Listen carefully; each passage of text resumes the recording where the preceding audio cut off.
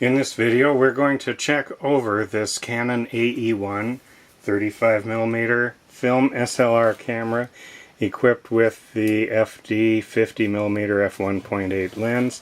This is the style with the chrome ring here, and it's got a filter screwed into the front. I don't have a front lens cap, but we can see that this proves the filter threads are good and this filter will protect the lens. What I'm going to do first to test this out is install a battery. I don't have a battery to include with it. I just have my test one here, and so this is not part of the sale, but I will put it in. Before we do that, let's look at the battery door, because a lot of these cameras have broken battery doors, and this one is actually in very good condition. So we're going to put that in, snap it shut, and we hear it works. What I thought we'd do is step down through the shutter speeds here from 1/1000th of a second,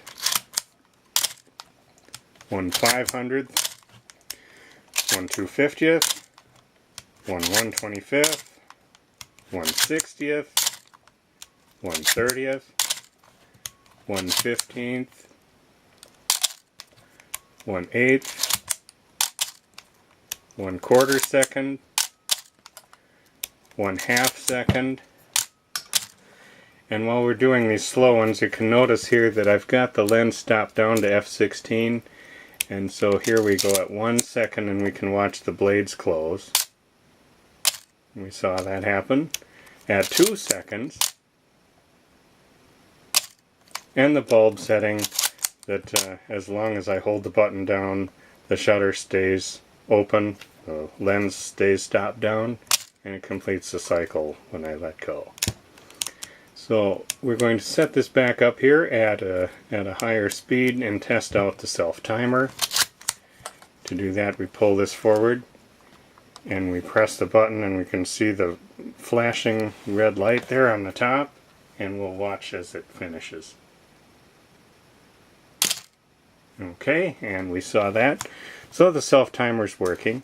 This camera is also equipped with a lock for the shutter button so that you can't accidentally have it waste a frame of film while in your camera bag, and then you turn it to the normal position and it works.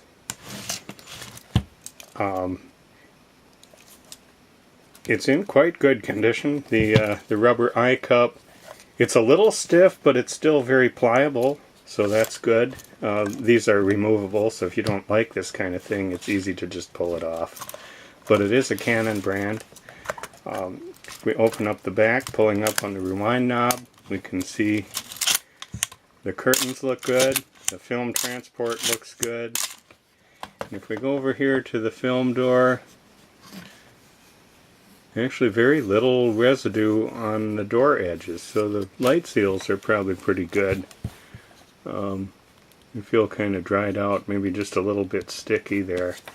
At some point those almost always need to be replaced. Now this camera was introduced in 1976 and the replacement model came out in 1981, so it's well over 35 years old. If we look at the bottom here, there's a little bit of scratching around the tripod socket, but not excessive, and generally pretty good condition. Let's take the lens off and look at the camera here first. Watch the cycle here. We set that on B. We can take a look in there in the mirror box. Looks pretty good. This foam up here that the mirror flips up against is a little bit disturbed, looks like probably should be replaced. If we look at the lens itself, focus feels smooth. The aperture ring has nice clicks, and it also has the locking A setting, which is used for the automatic features. Now this is a shutter priority camera by design, so you set the shutter speed and the camera decides what the aperture should be. Okay, and we take that off of the A setting, we can mount the lens back on the camera.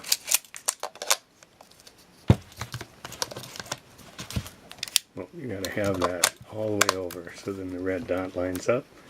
Nice, nice mount. And the other thing we should check is the stop-down preview. And we see that works, and it's even locks in place if you want it to. You can press that button to take it off.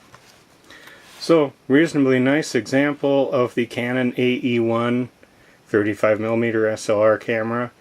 Probably wouldn't be a bad idea to have the light seals replaced and that foam that the mirror flips up against, but otherwise looks quite functional, and it's a pretty nice example. There's no extra numbers scratched into it anywhere, and just wear from use, but nothing that would constitute abuse.